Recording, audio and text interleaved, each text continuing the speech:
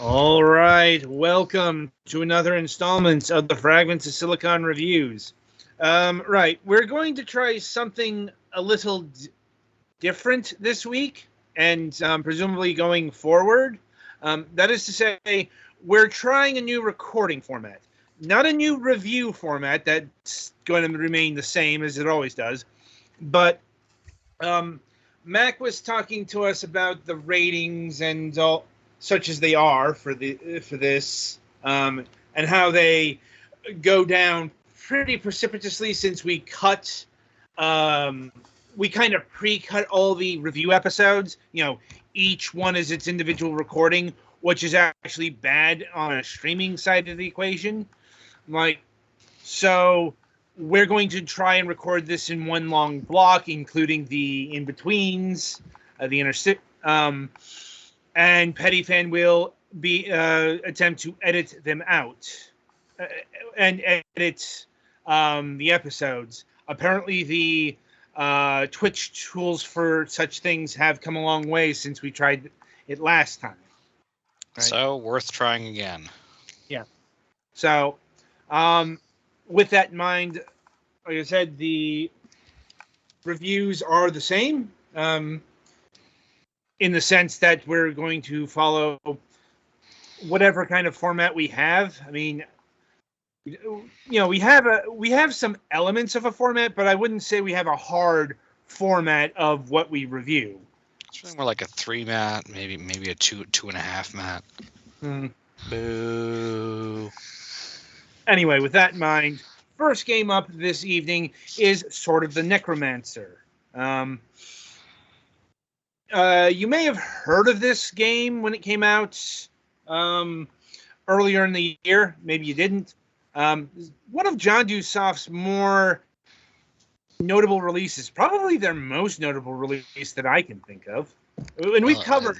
It looks pretty good, so... Yeah. Anyway, Sword of the Necromancer. Help Tana save Coco using the powers of the forbidden Sword of the Necromancer. Turn your foes into allies and reach the depth of the Necromancer's dungeon. Defeat the Guardians and gain enough soul power to bring Coco back from the dead, no matter the cost. So this is billing itself as an action RPG with roguelike elements. And I'm not sure what friggin' bats. Yeah. I'm not sure the whole roguelike elements, since it's a roguelike.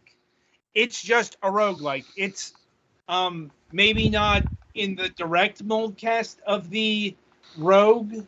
The main things it's losing from Rogue are the turn-basedness and one of the other things. But this is pretty conventional as far as roguelikes go. It's much closer to the classic roguelike style than... Presumably there is also some permanent progression of some sort. That's a roguelite. Right. I'm guessing this game has some form of progression. It does not. At least okay. From what I could tell. Granted, I didn't get very far in this game because, once again, a rogue, one of the defining characteristics is soul-crushing difficulty. I think I got to the third or fourth floor, tops, and then I had to go do a thing, and one of the things I really don't like about roguelikes is when they don't have a way to, temp save your progress in case you have to go do some shit. A suspend system, as it were. Yes. I mean, this does have something like that in the escape rope, but not exactly.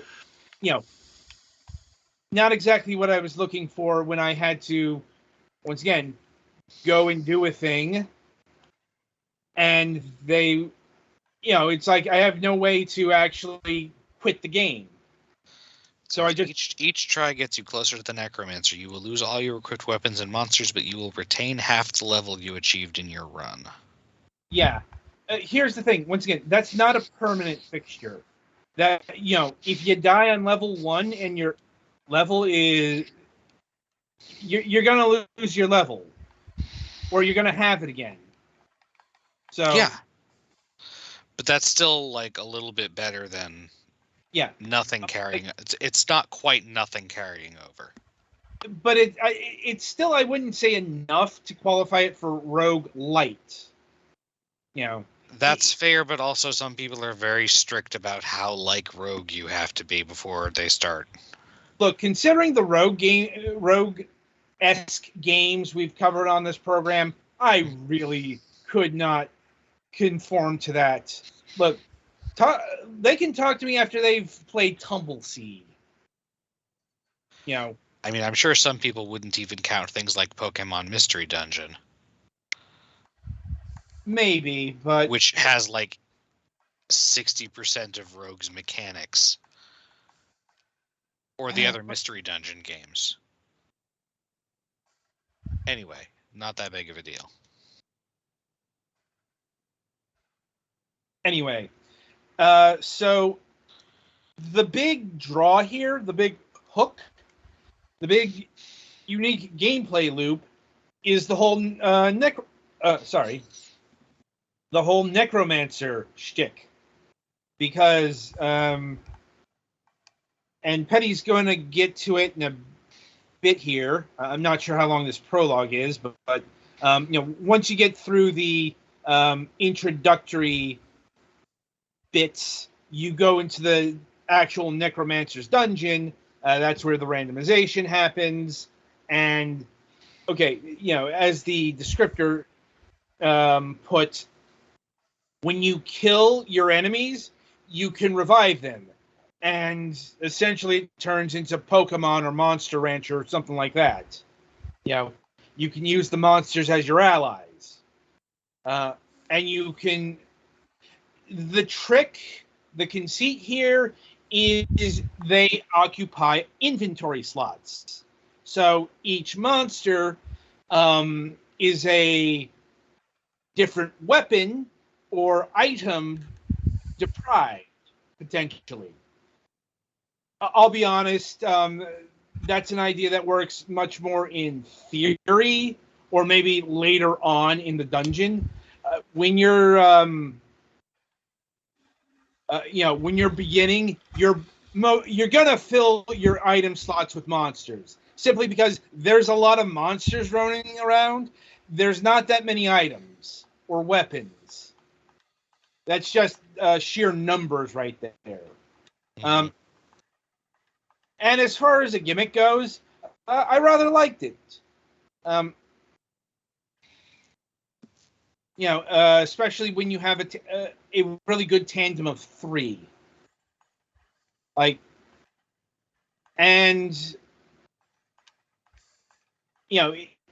definitely makes encounters a lot more bearable because if you're going solo, you will run into a typical commonplace roguelike trope of overwhelming odds. And your party members are AI controlled, or do you get to direct them? Your party members are AI controlled. You actually cannot give them any direction. It's a pretty simple affair, if I'm being honest. Mm-hmm.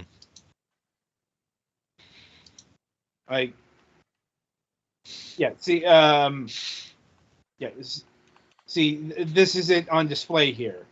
You attack,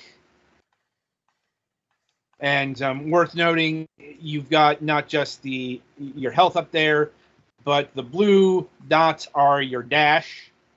Mm-hmm. Sometimes you need to dash over the ledges. I think that you saw that before.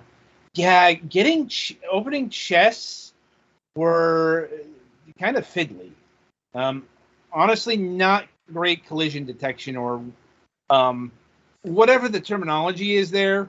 Not a deal breaker, but it's definitely something that's noticeable. And you do get crafting items. I presume that they eventually play a part in, crafting, but I didn't get to a crafting table. So, once again, this game is hard. You know, hell, there is a boss that is a pile of bullshit and chips right after the first dungeon or the first floor. Mm-hmm. Yeah, that's and let's see. I suppose the other big selling point, unique trait here is the visual novel slash anime story interstitials about a lesbian couple who have been separated by death, but Tama here is willing to go the distance, and the story bits I saw were all about how the two of them met and how their relationship developed. So I wonder if there's some what's the words? Game making you do questionable things to progress as it implies, or if that's mostly just. I'm like, I think it might be just in the premise here, like, or at least if that is a end game thing, like I said, I didn't get anywhere near the end game. Let's see. Once again, the graphical stylings are nice, and it's actually kind of refreshing to see. We've got a pixel art game here that's not going for retro fidelity here.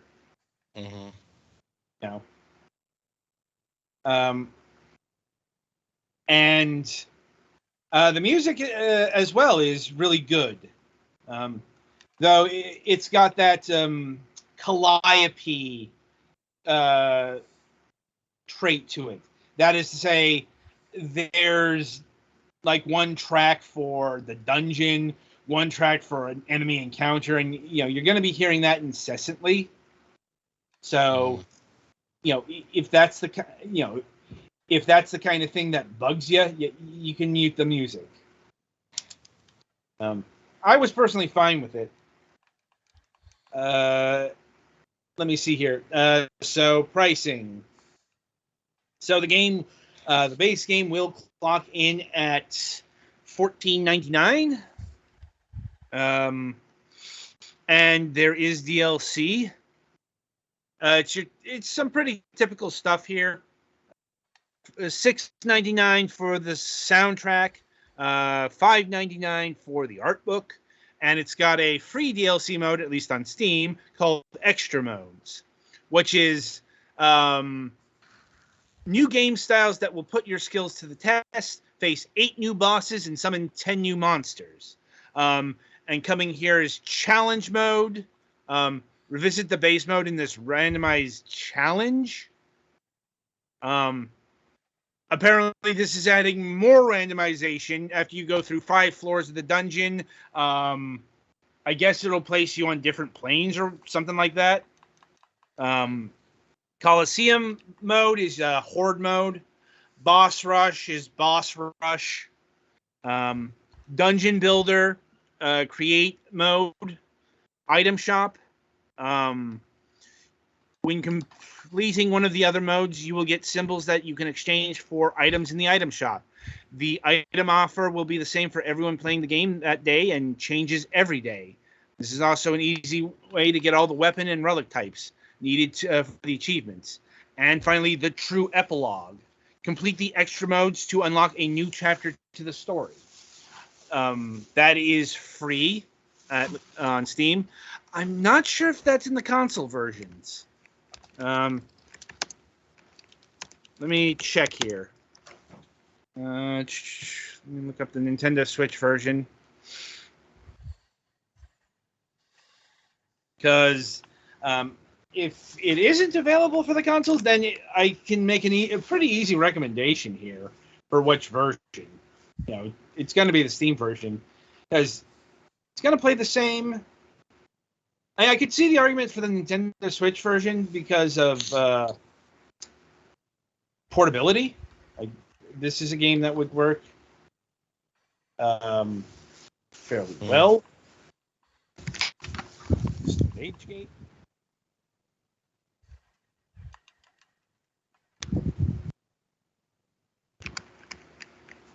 Digital bundle.